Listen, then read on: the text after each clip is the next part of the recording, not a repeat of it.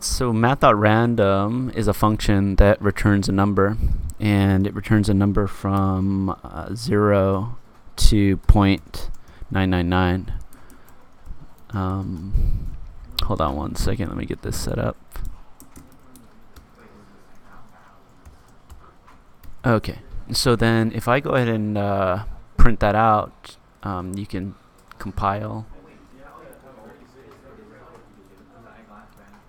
Okay, I can compile and I can run, and you can see that it's 0.38. I run it again, it's 0.19. I run it again, it's 0.05. So that shows you that this is true. And if we want to get a range of numbers from 0 to, let's say, 10, how do we do it? Well, the first thought will be multiply by 10, right? And so I go ahead and compile that, I run it, I say okay, and okay, 1.7, that looks good. And then 9.5, hey, it looks like I did it, right? But in actuality, the range that you're getting by multiplying by 10 is this number times 10. And this number that's getting returned from math.random is possibly 0 on the low end and possibly 0.999 on the high end.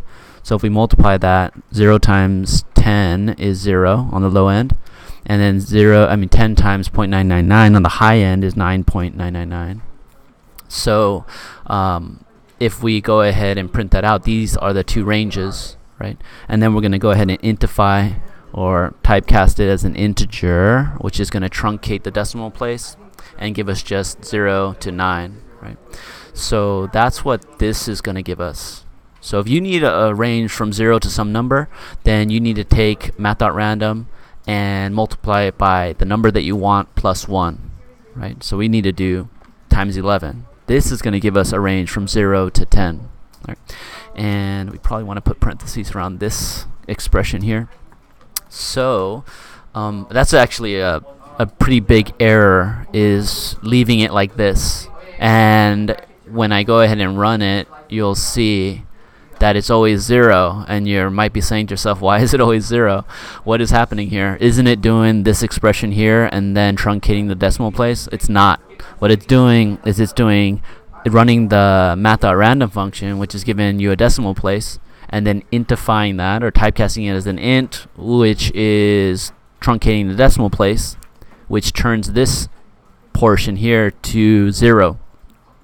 And then it's doing 0 times 11. Right? So that's not what we want.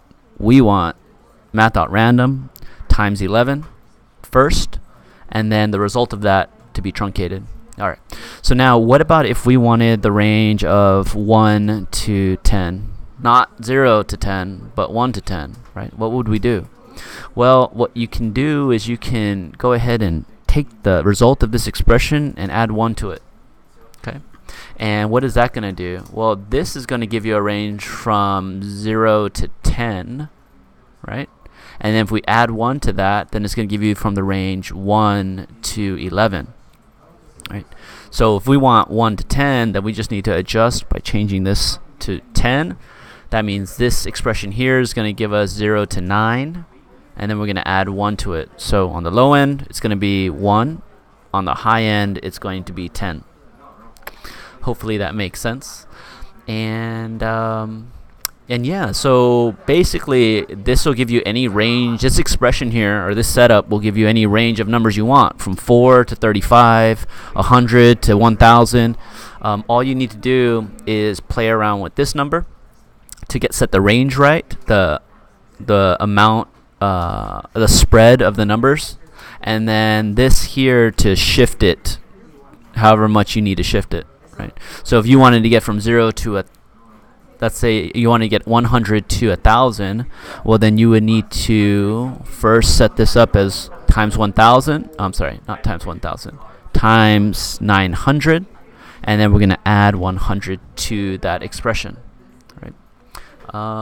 Right. So then this is going to give you a random number from 0 to 899.